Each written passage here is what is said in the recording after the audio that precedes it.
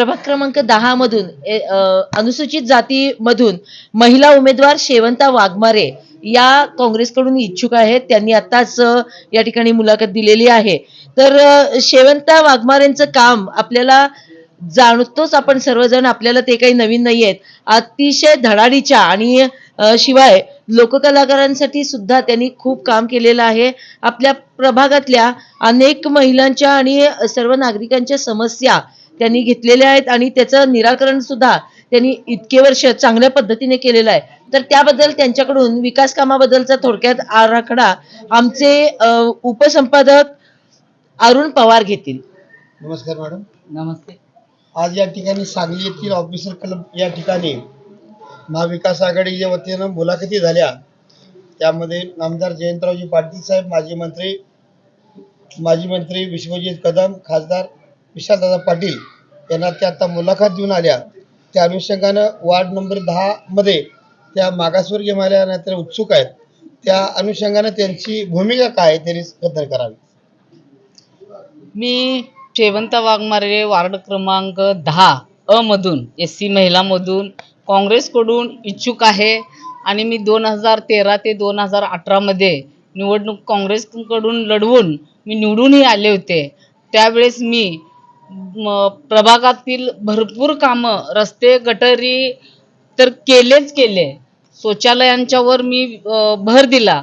हागणदारी मुक्त 2 ठिकाणचं केलं मी. आणि नवीन वसा, शाहू कॉलनी आणि संभाजी कॉलनीमध्ये गेले 25 ते 50 वर्षात ड्रेनेज लाईन नव्हते. ती ड्रेनेज लाईन टाकायचं काम मी त्या ठिकाणी केले. मोठ्या प्रमाणात सांगायचं म्हणजे आमच्या झोपडपट्टी भागात लहान घरं आहेत आणि त्या ठिकाणी मुलांना अभ्यास करायला जागा नसल्या कारणानं मी त्या ठिकाणी अभ्यासिका आणि ज्ञानज्योती वाचनालय त्या ठिकाणी मी केले. रमाई उद्यानचं सुरुवात मीच केले.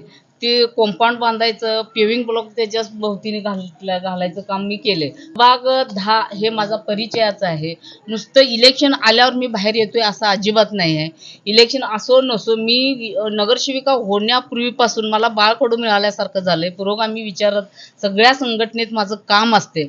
त्या कामामुळं मी आता नगरसेविका नसले तरी माझं समाजात काम आहे. बचत गटाच्या माध्यमातून, पतसंस्थेच्या माध्यमातून लोकांपर्यंत मी पोहोचतोय. महिलांना मी बचत करण्याची सवय लावलं आणि महिलांना छोटे मोठे मी उद्योगधंदे उभा करण्यासाठी मी कर्ज पण उपलब्ध करून दिलं.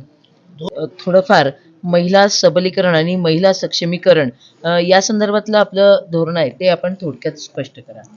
झोपडपट्टीचं आमचं प्रमुख एक काम आहे आणि आमच्या भागात 210 खोल्या आहेत. ते सर्वेचं एक सिटी सर्वेला नाव लावायचं एक राहिले.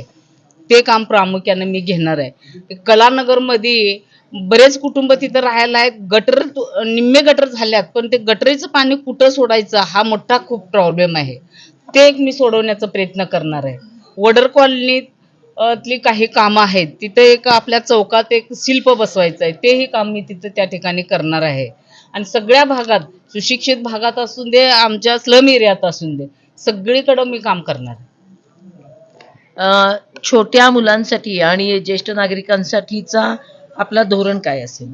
छोट्या मुलांसाठी शाळा नंबर 22च्या तिथं आज रोजी मी तिथं त्याचा पाठपुरावा केल्यामुळं तिथं ग्राउंड म्हणजे मंजूर झालंय. वर्क ऑर्डर ह्याच्यासाठी राहिले, आचारसंहितेमुळे वर्क ऑर्डर निघायचं राहिले. ओपन जिमची मी मागणी केली.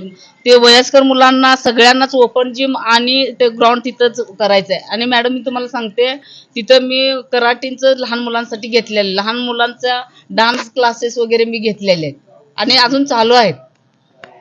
वार्डाच्या सर्वांगीण विकासासाठी सदैव झटणाऱ्या शेवंताताई वाघमारे या आपल्या सोबत होत्या आता आणि त्यांच्या या सर्व कामाला आपल्या पूर्ण न्यूज टीम कडून खूप खूप भावी वाटचालीत शुभेच्छा. धन्यवाद.